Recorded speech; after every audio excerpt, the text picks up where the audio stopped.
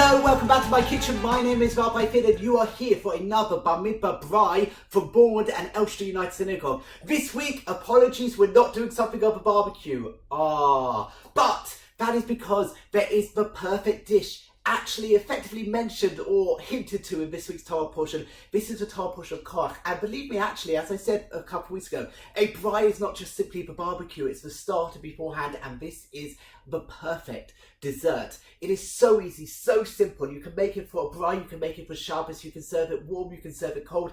It is the easiest dessert in the world, and I'm going to show you how to do it. We are going to be making a Bakewell Tart. In fact, we're going to be making a black cherry Bakewell Tart because I love black cherry jam, and that is what we're going to be using as the jam layer. This is a simple recipe, and we're going to be using a cheat. We're going to be using a pie crust, which is ready-made. Just makes life so much easier. Why waste the time? So let me show you how to make your cherry Bakewell Tart. It is so easy, so please cook along with me. Get a bowl. In the bowl, you want to put 4 ounces of margarine. Of course, if you were going to be doing this milky, you would use 4 ounces of butter, but who does a milky braai? So no, this has to be parov.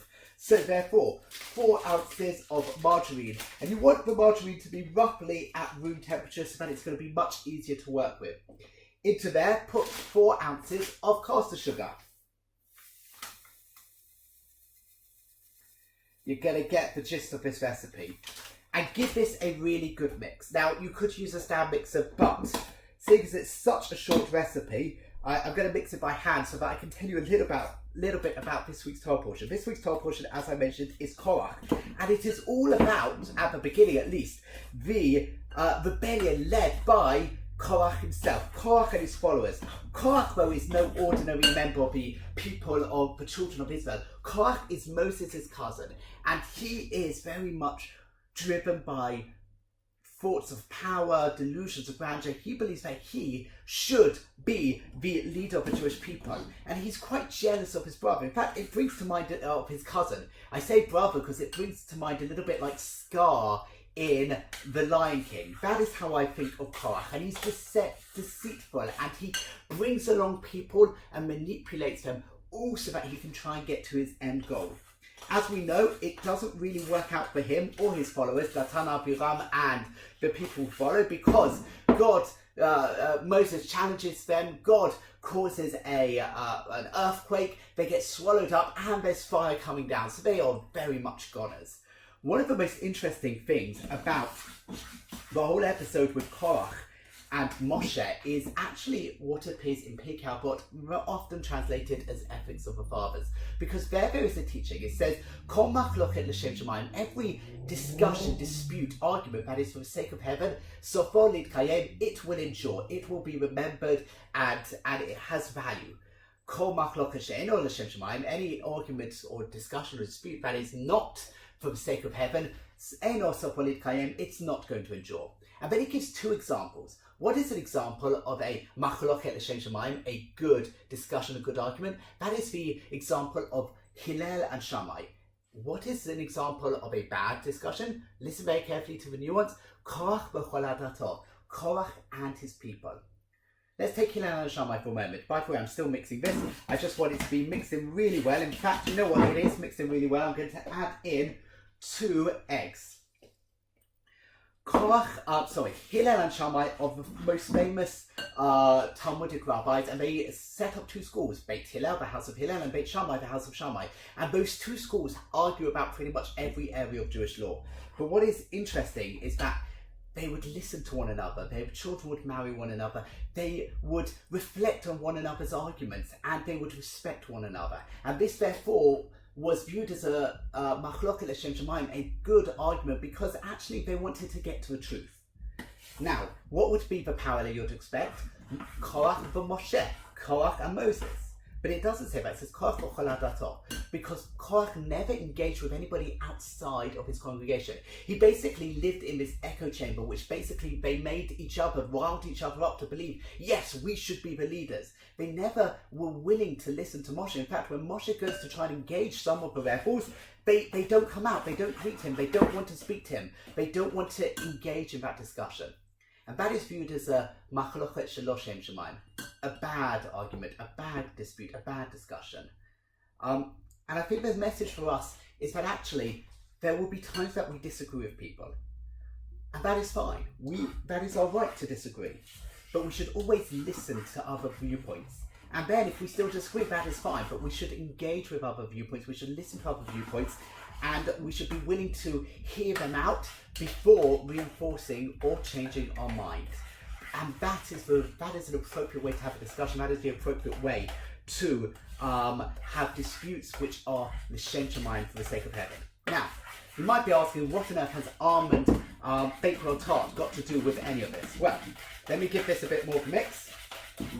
You want to mix in the egg so that the margarine and sugar is fully mixed in and it's one mixture. You don't want there to be clumps of margarine, which there currently are in this mix. So let me just give this a really good mix, and I'll explain why we are making this dish. Because after the rebellion of Korach and his people have been thwarted, because they've all now been swallowed up in the ground and been consumed by fire, it doesn't seem to end there. There still seems to be some discontent amongst the children of Israel.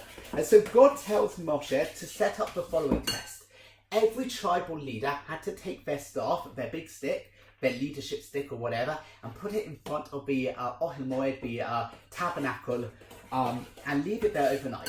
All 12 tribes would do it, and for the tribe of Levi would be the staff of Aharon. And we're told that actually Moshe places the staff of Aharon slap bang in the middle of all the staffs, so that nobody could say that it's chosen because it was this side or that side. If it's in the middle, there's really no, there's no trickery that could be accused. Give it a bit more mix. They leave it overnight. The next morning they all come and they see that all the stars look the same except for one.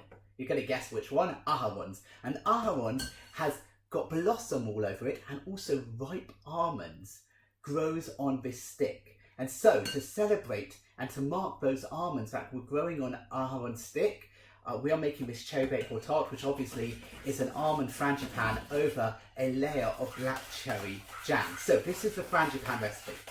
Fine. Once you give it a good mix, now it's time to add in the almonds. So let me just get a knife to open them. Again, you're going to guess 4 ounces of ground almonds. It's a good idea to have your scales on. 4 ounces of ground almonds. I think that's probably going to be the whole bag, but let's see. Oh, maybe not the whole bag. So 4 ounces of ground almond, and give that a really, really good mix. Now, my guests pre-corona used to love this dish, and that is, I think, because of the next step that I'm going to do, which is so simple, so easy. It's completely optional, but I think this really changes the flavour. And that is, what I'm going to put is a dash of Almond Essence.